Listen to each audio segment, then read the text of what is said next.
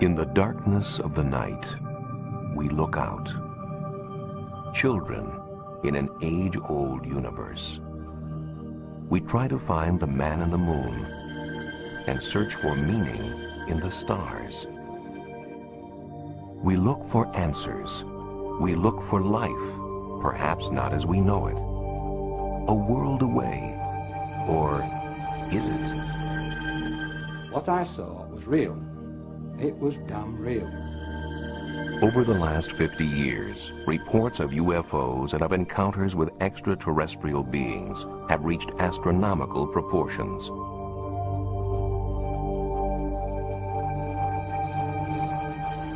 Can these reports be explained as hoaxes? It was quite easy to reproduce these pictures. As natural phenomena? Are secret military craft being confused with UFOs? I've seen a silver flying dome in the sky that was unidentifiable. Are these sightings all in our minds? Or is there intelligent life beyond us? And are aliens closer than we think?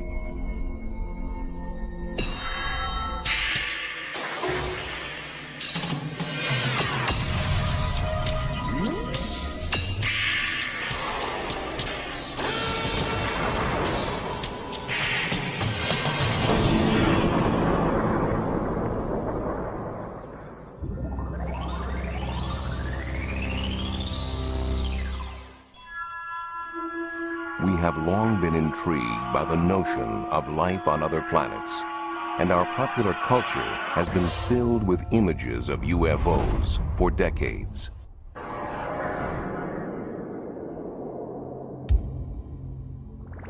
But the first widespread documented sightings of UFOs in the real world came in the closing months of World War II. The sightings we saw were, I think, were in about in the 44, in November or December then. We'd see these balls of light that would fly off the wings of our airplane. The one I saw was like a white light. A lot of the other people reporting in it saw red lights, and some of them would see some green lights, and some of them reported that they would try to chase one while they never could catch it. We would turn into it, and it would turn with us. And we'd turn away from it, and it would still turn with us. And I put my gun sights on, trying to get on it, but I never could. We flew the British Mosquito, which was capable of 450 knots, and we opened it up a number of times and tried to close with it, and we never came anywhere close to it. The pilots dubbed these unidentified flying objects Foo Fighters, but still don't know if they were German secret weapons, optical illusions, or something else entirely. I think the book is open on whether it was imagination, hallucination, or really extraterrestrial or German ground control object, but I haven't seen anything in 50 years that changed the perception of what they were other than unidentified flying objects.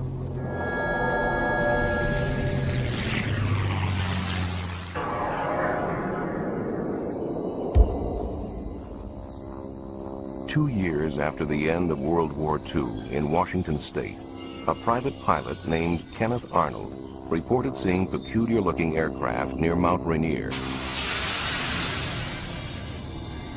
The craft appeared to wobble and flip and were flying faster than any Arnold had ever seen.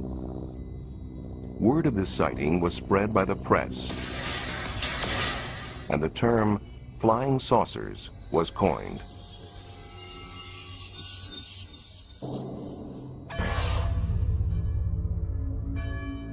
Although life in post-war America seemed tranquil enough, such reports of unidentified flying objects began to multiply. Were these UFOs Soviet reconnaissance planes? Could this explain their apparent presence around U.S. military bases? Fear began to emerge.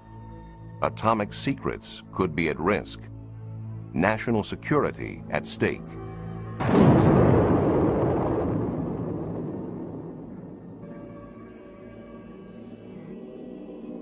Given their potential significance, UFO reports and rare films from witnesses did not go to the police or scientists. Rather, for 22 years, they were collected as part of Project Blue Book for Air Force investigation. The head of the project explained why. First of all, to try to determine if the UFO phenomena presents a threat to the security of the United States. And second, to determine if the UFO phenomena exhibits any technological advances which could be channeled into research and development. Finally, in 1969, the files were closed. The Air Force conclusion? No threat and poor data. They looked at 3,201 sightings. They categorized every single one. They did a quality evaluation of every single one. And what they found was 21% of the 3,201 cases that they examined had to be listed as unknowns, completely separate and distinct from the 10% that were listed as insufficient information. They found that the better the quality of the sighting, the more likely to be an unknown. And yet, what did the Secretary of the Air Force say to the public? He said that on the basis of this report, we believe that no objects such as those popularly described as flying saucers have overflown the United States. Still, many remained unconvinced by the official government findings, and their disbelief seemed to find support for a time in 1987. It was then that British researcher Tim Good laid his hands on a briefing document which was addressed to President-elect Dwight D. Eisenhower and dated November 1952. The papers appear to reveal the U.S. government's clandestine recovery of aliens after the 1947 crash of an airborne object in New Mexico. Those in charge of the recovery were called the Majestic 12. According to this document, a local rancher reported finding a flying saucer that had crashed 75 miles northwest of Roswell Army Airfield. During the recovery, 4 dead aliens were supposedly found. Their remains were allegedly removed and sent to several different locations to be analyzed. There was no question that the importance of these documents was monumental. I mean, nothing like it before had surfaced. It's dynamite. Proves there are flying saucers, alien visitors, the whole business. The implication is, 1, Earth is being visited by extraterrestrial spacecraft. 2, the government has known not only that that is true in the abstract, but has had pieces of wreckage and bodies of extraterrestrials since at least 1947. But not everyone was as sure. Within about 10 minutes of seeing the documents, based upon my research into UFO documents up to that time, I knew these things weren't real. Among the documents Tim Good received was a memorandum from President Truman to his Secretary of Defense. Critics claim that his signature is identical to that on another document, a problem for document analysts. Now, anyone familiar with forensic document analysis knows that a person signing their name never signs it twice in the exact same way. And that suggested to us that the signature from the later genuine non-UFO document was cut out by the forger and pasted onto this false executive order to lend an air of authenticity to it.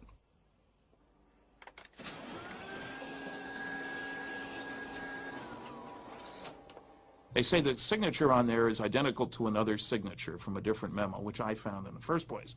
I say if you hold them up to a light table, they are clearly not identical. Regardless, though Tim Good admits the letter itself may be a fabrication, he does not dismiss the information contained within.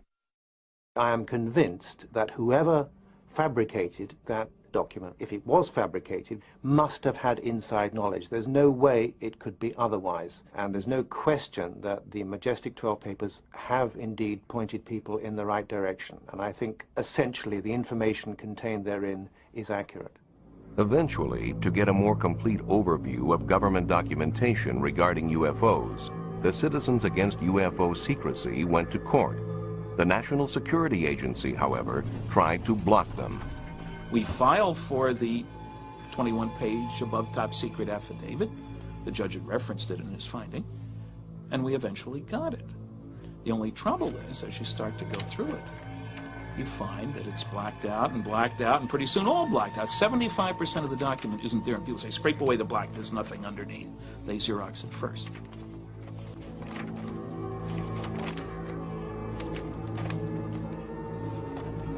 The cover-up alone is proven by the released documents, released by agencies such as the FBI, who denied any involvement in UFO research until the Freedom of Information Act showed that they'd been lying. They released 1,100 pages of documents. CIA denied any interest in the subject.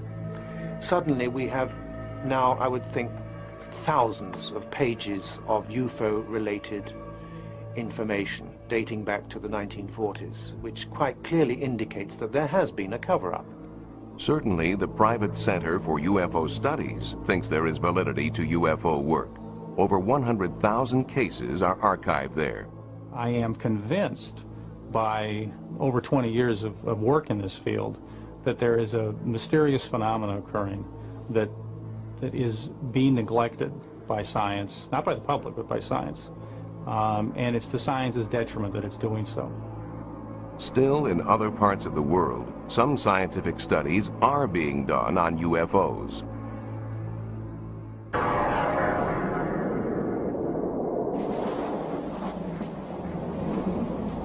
In March 1990, in the former Soviet Union, fighter planes scrambled to investigate pulsing lights northeast of Moscow. For 3.5 hours, they stalked the lights, which moved at speeds up to 3,000 miles an hour. No radar image appeared on the screens of ground stations, but photographs were taken, and thermal imaging produced results. For the Chief of Air Defense Forces, these secret results were proof enough of UFOs. Though journalists are asking if there are other sightings, these 1990 cases were only one supported by evidence. This is the only case for which there is real proof. Nor was it ever considered that the sighting was that of a stealth bomber.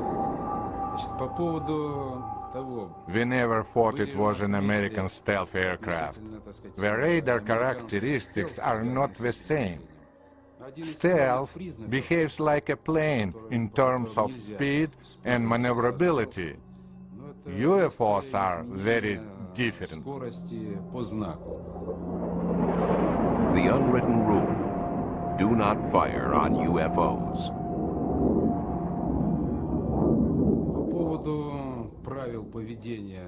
As far as official instructions are concerned, we in air defense have certain unwritten rules that mean we do not fire at UFOs. From 1977 on, an official Soviet Ministry of Defense study has collected hundreds of reports of UFOs, reportedly to gain alien technology for military use.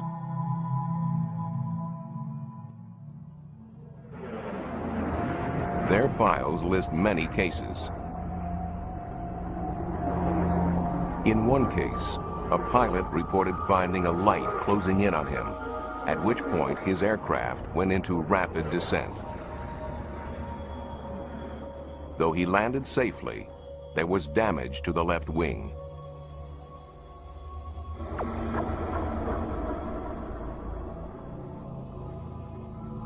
Never before seen in the West, this amateur footage purports to show a UFO over the parliament in Vilnius, capital of Lithuania.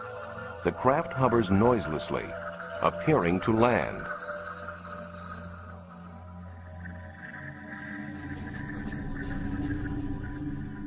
At dawn the next morning, local militia videotaped this nearby.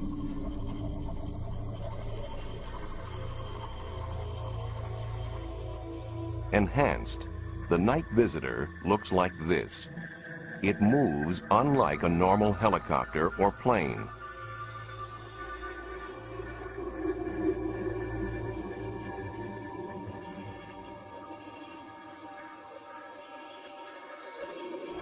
In another Soviet incident, hundreds of people thought they saw a giant UFO over the city of Petrozavodsk in northwest Russia in 1977.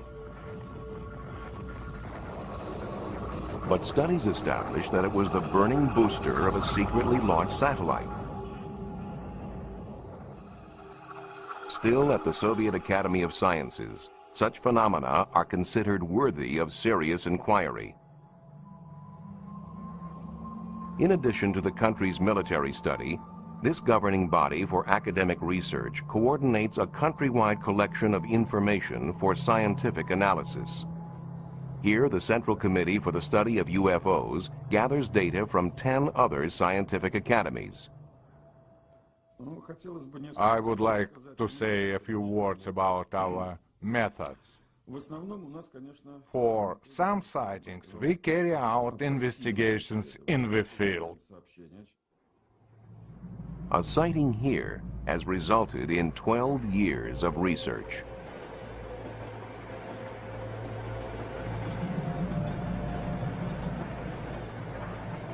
Train passengers reported seeing a UFO,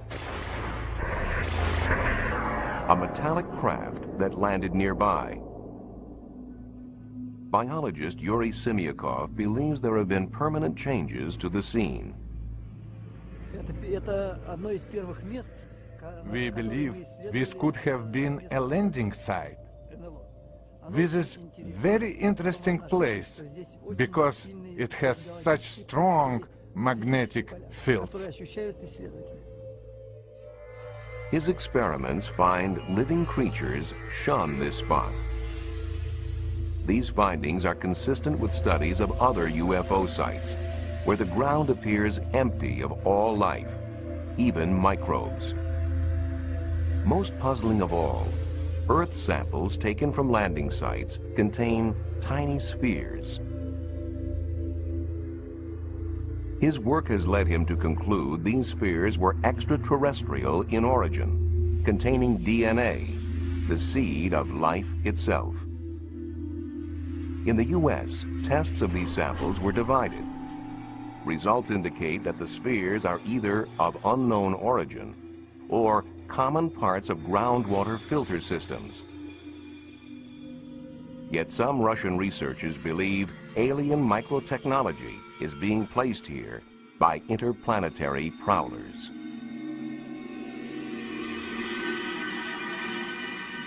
Given worldwide interest, researchers have attempted to classify reports of UFO sightings and encounters with extraterrestrials. When an unidentified flying object is seen, but nothing more, it is labeled a close encounter of the first kind. Where traces are left, it becomes the second kind. Then there are close encounters of the third kind, where people report observing aliens.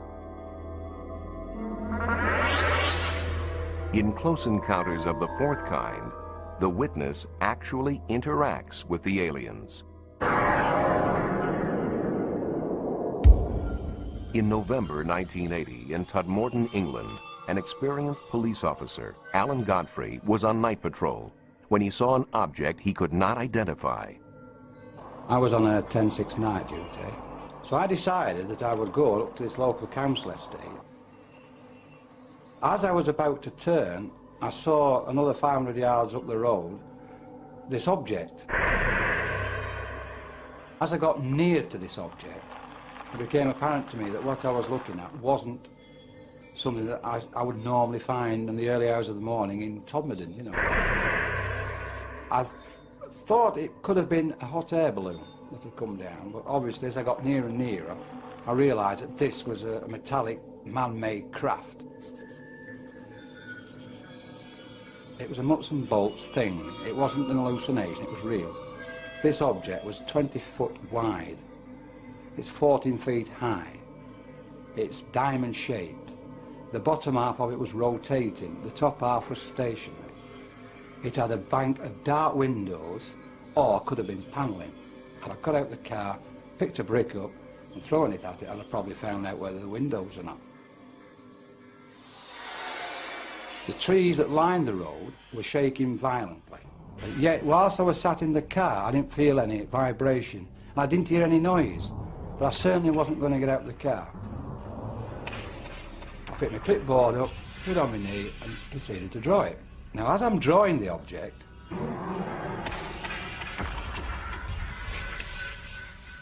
I'm suddenly at the other side of it, driving a police car.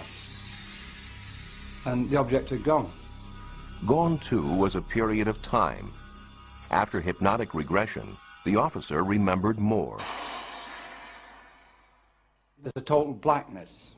Then there's a feeling of floating, as though either me on my own or the vehicle, whatever, is floating. Then I wake up in a room. Now in this room, there is a very tall humanoid, for want of a better word. He's about 6 foot to 6'6", very tall, thin, with a beard. He had a skull cap on and he had this white gown on. What happens then is, I'm asked to get on this bed. Now, the questions asked to me then is, how did he wants to get on? Because I said, his mouth's not moving, he's not talking, it's just, he wants me to get on the bed. Obviously, whatever it was having some sort of influence over my thoughts. Yet I did feel at ease with him. I felt comfortable with him. I got the impression that I'd met him before. I wasn't in fear of him or anything like that. I didn't feel in any danger. So I'm on the bed, and these horrible little things come.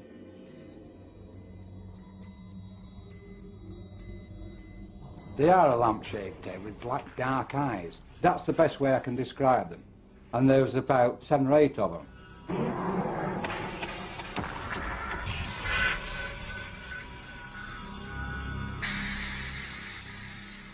Officers nearby said they saw a light in the sky, and Alan Godfrey insists his encounter was genuine.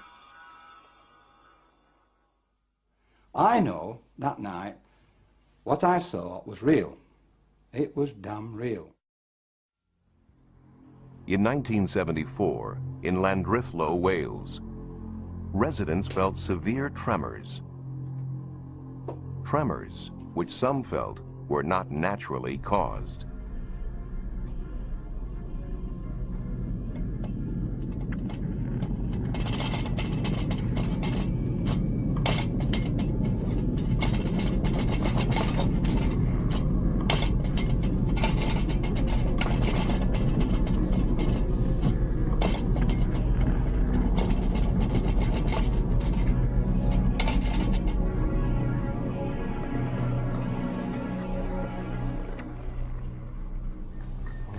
No idea what had happened. I don't think it was an earthquake somehow. You know, I still think it wasn't an earthquake. John Roberts wasn't the only one shaken that day. Hugh Edwards thought he saw a flying saucer. I saw this object come in along the mountain with the size of a bus, really. It's right in the middle, on two ends. Came across the mountain towards the road there. As it went over there, it dipped, and I thought it was going to crash. It dipped out of sight into the valley. Well, I'd heard so much about flying saucers, and I thought, well, this is it. And the only sound I heard of it like a shh going through the air. I was very surprised to see it, really.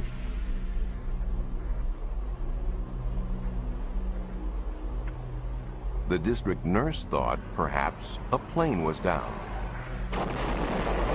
I thought there might be an air crash. Maybe as a nurse we could help giving first aid. So I called to my daughters and we got into the car and we made our way up to the mountain. We drove a fair way along the mountain road, and to our left we could see a huge orange ball sitting on the mountain, glowing. Yeah, we stopped and we started looking what we thought was going to be an aircraft on fire. Because we'd envisaged sort of, oh God, you know, there might be bodies if it was an aeroplane crash, and we weren't too happy at that prospect, but we were quite surprised to see this big reddish orange ball just sitting there. There were no flames, and it was so uniform. The shape, the round spherical shape of it made us realise we weren't looking at an aircraft.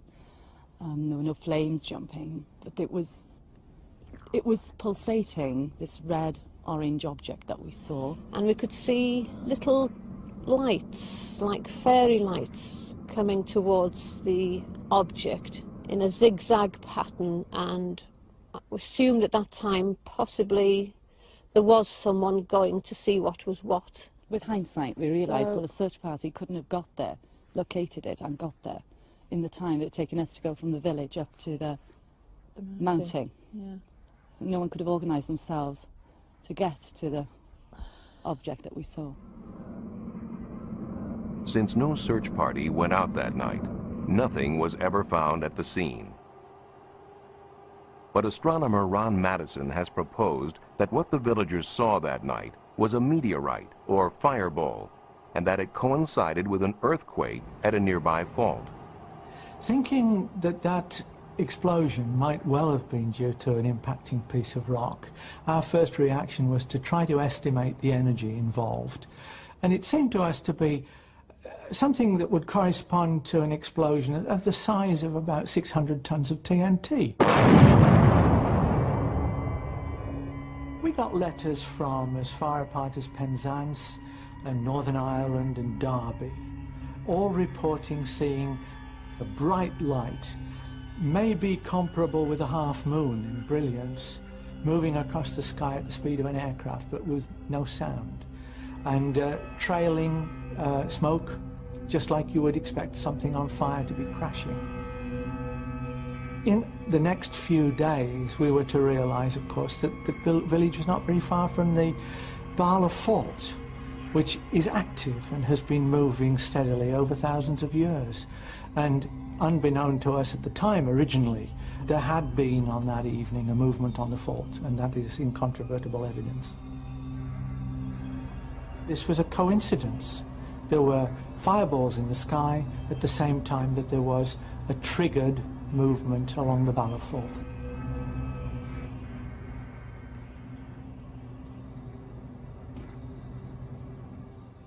Another highly publicized British sighting proved equally attributable to natural causes, but not before many believed that they too had seen a UFO. In March 1981, policeman Derek Ingram saw and photographed what many thought to be an alien craft that had landed on a fell or hillside. I was in the kitchen of the police house at Cracow. I looked out across the fell, with the kitchen window back onto the fell, and I saw a very intense bright light, a big band of light, on the rock face of the fell. I watched the light for maybe 10 minutes, and I thought it was worth taking a photograph of. It was unusual. I actually drove up onto the hill and walked across the fell to try and find something on there, maybe something had been dropped or something had happened. There was nothing up there. I couldn't find anything at all that would explain the lights. The faithful saw a finned craft with 3 lights, and as the press had a field day, researchers tried to identify the visitors. After the photographs had been taken, the negatives were given to the Yorkshire UFO Society, who spent 2 years investigating the case, and they sent the negatives to Ground Saucer Watch in America and to a very well-known German UFO photographic analyst. Neither groups of people could come up with a satisfactory explanation, and in fact Ground Saucer Watch actually said snow was the best possibility for it. In 1983, the Yorkshire UFO Society went public with the case and actually claimed that it was the best evidence yet for a structured craft being sighted in the British Isles. The investigation continued, and in 1987 we'd almost given up hope of ever finding out what caused it, and I was on a weekend trip into the Dales with my wife and son and decided to stop and show them Cracow Fell. And lo and behold, what should be staring back at me from the cliff face but the Cracow UFO. What they found was certainly a surprise. Right, we're about 1,100 feet up a Yorkshire cliff, and this is the Cracow UFO. Might not look like much from close up, but you can actually see the 3 balls of light on the photograph. They're created there, there and there by a complicated illusion, a mixture in fact, of white lichen, green lichen, the Yorkshire gritstone rock which contains quartz crystals, and the rainwater. All this, when it's illuminated at certain angles by rain or damp, it gives the illusion of 3 balls of light. Some days it can be very bright, some days it can be very dull. On the day in particular when Derek Ingram saw it, it was amazingly bright, and that's what created the feeling in him that he'd actually seen something totally unusual, even though he'd actually looked out of his window probably every day for the previous 2 years and not seen it. Though some sightings can clearly be explained by natural phenomena, UFOs continue to have a grip on the public's imagination that is not easily loosened. And there's no shortage of pranksters to capitalize on this fascination.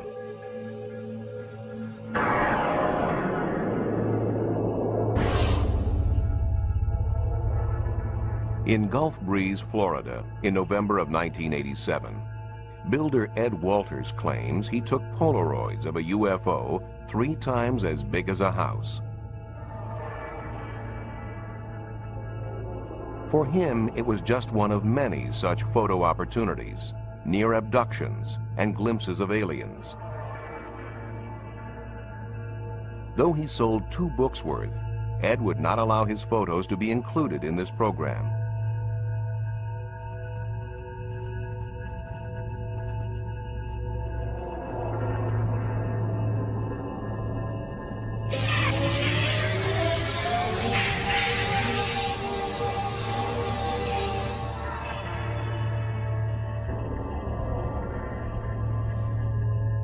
Photographs such as these are not difficult to fake with a little know-how, a styrofoam model, and the right camera.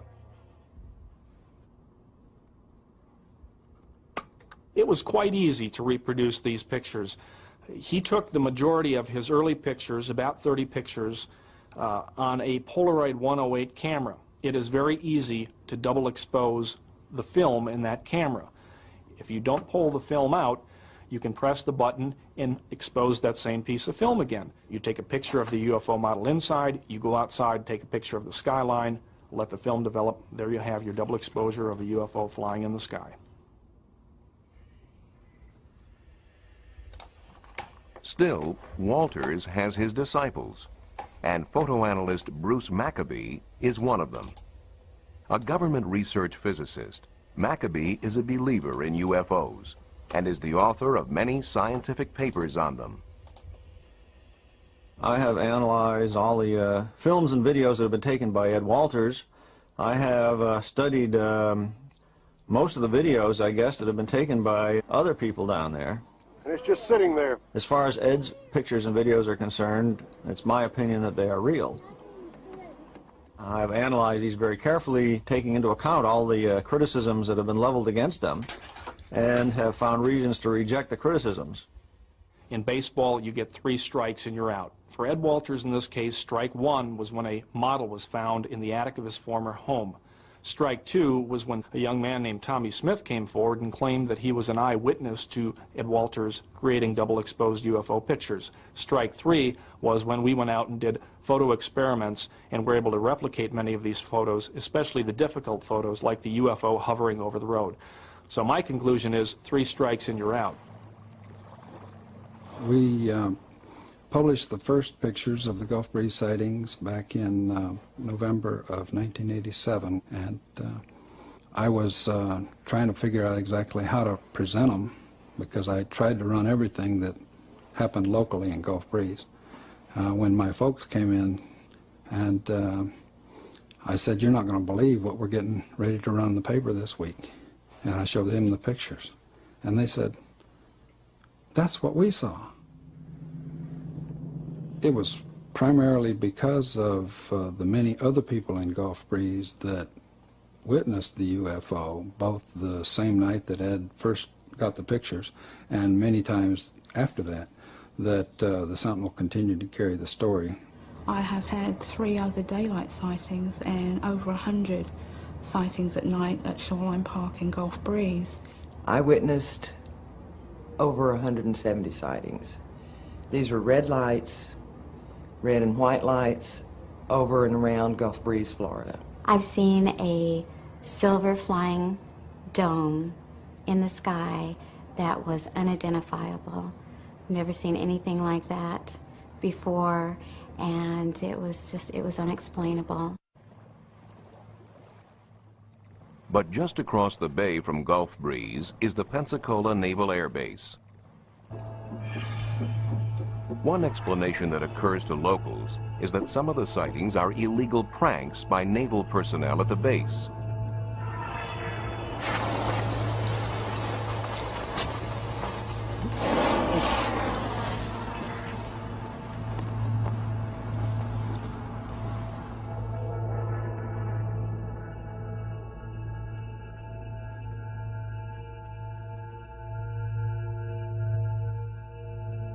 Another possibility is that actual military craft are being confused with UFOs.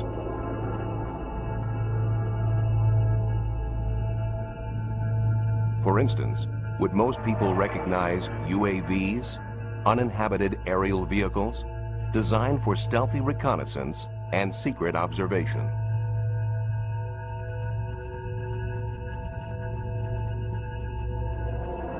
Yet despite the fact that certain sightings may be hoaxes or otherwise explained by natural or man-made phenomena, we keep on looking. Our fascination only grows as scientists uncover evidence of life on other planets. It only grows as it becomes increasingly reasonable to believe we are not alone in the universe. If signs of life on Mars prove true, extraterrestrial life in general may be even more widespread. Astronomers calculate the number of civilizations we can expect to detect in space. They use the Drake equation. Professor Frank Drake. The first factor is the rate of star formation in our galaxy. Obviously, the more stars you make, the more potential abodes of life there will be. Some fraction of those stars will have planets. That's the second factor, the fraction which have planets. We then have to take into account the number of planets in each system which are potential abodes of life. The next factor is the fraction of systems of living things which give rise to intelligence. The next factor is the fraction of systems of intelligent creatures which develop high technology, detectable technology. But how long do they last? How long are they detectable? Perhaps they're destroyed by cosmic accidents. Perhaps in an ugly way through nuclear war. More likely, we think they become undetectable because they become so sophisticated in their technology that they don't waste any energy. They don't release energy into space, and therefore there's no sign of them to detect. And so we say, well, there must be some longevity. L, the length of time typically a civilization is visible. And now if we take the rate of production and multiply by that L, the end result is that thing we started out to find, which is the number of detectable civilizations in space. And the number is getting bigger. 7 new planets have been discovered in the last year. One planet is almost as big as Jupiter by the 4th star nearest to the Sun, a planet orbiting star 51 in the constellation of Pegasus. The latest estimate of the number of galaxies is now 50 billion. The estimated number of detectable civilizations, 100 million. Are any of these potential civilizations attempting to communicate with us? SETI, the search for extraterrestrial intelligence, is listening. I made the first modern radio search in 1960. All over the world, large radio telescopes were being constructed because the beauty and power of radio astronomy had just been recognized. And also at that time, some very much more sensitive radio receivers were invented. The combination of these new telescopes and these new radio receivers gave us a sensitivity very much greater than we've had before. And this was a first. We had, in our abilities, crossed a very important threshold. So it made sense to search. It didn't require anything special in the activities of the extraterrestrials. If they were just like us, we could detect them. Conducting a SETI search from the Earth's surface is very challenging and very difficult. And the reason is you detect intelligent signals all the time. It's just they're all from us. All from us, and some with an impressive shelf life. Call sign GBTT, Golf Bravo Tango Tango.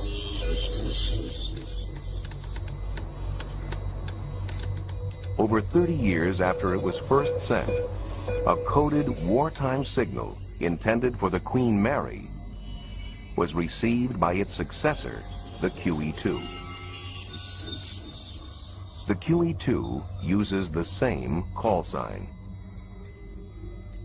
The signal came out was addressed to Golf Bravo Tango Tango, which is the call sign of the QE-2, but it was signal letters of the Queen Mary. And the radio officer who received the signal recognized the Golf Bravo Tango Tango and thought it was for this ship. But in reality, when he received it, he realized it was a wartime signal, which had obviously been bouncing around in space for 30-odd years. Sent to the Queen Mary in the 40s, the signal arrived in February 1978. Was it bouncing through space, as Captain Arnott suggested? Or somehow intercepted and sent by someone or something we have yet to identify? Have we ever detected an intelligent signal from another world? Jerry Amon may have. Straight from a fixed source near the center of the galaxy to Ohio State University's Big Ear Radio Telescope. A telescope larger than 3 football fields.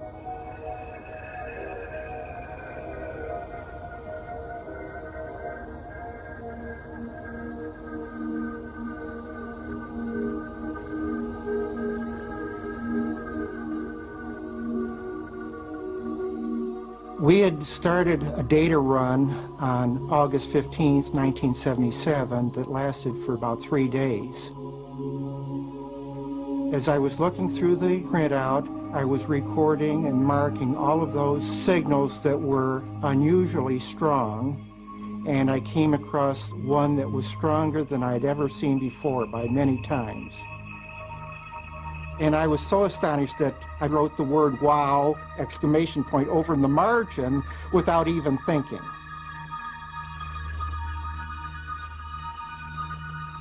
To have signals coming in only one channel indicates the possibility that this was some either unique astronomical event or that it was generated by some transmitter. We are resurveying the sky using more modern equipment, and we have passed through that same region of the sky and have not seen the wow source again. Amon and his associates checked their equipment and their figures. Studies eliminated glitches, space probes, and terrestrial sources.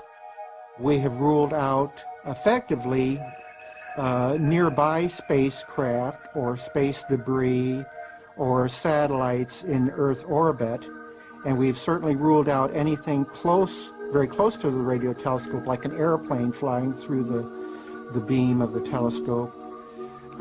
We have not ruled out the possibility that this is actually a signal from extraterrestrial intelligence. The transmission of a signal is one thing. But are there ways to travel these vast distances of space? If you imagine this balloon is our universe, we live in 3 dimensions in the surface of the balloon. And it has been suggested that they may be what are called wormholes, that, if you like, sort of run across the balloon from one side to the other, or connecting points, which would allow us to travel from one side of the balloon via a shortcut to the other side of the balloon. Imagine that this sheet of paper is our universe and we're at point A and we want to go to point B.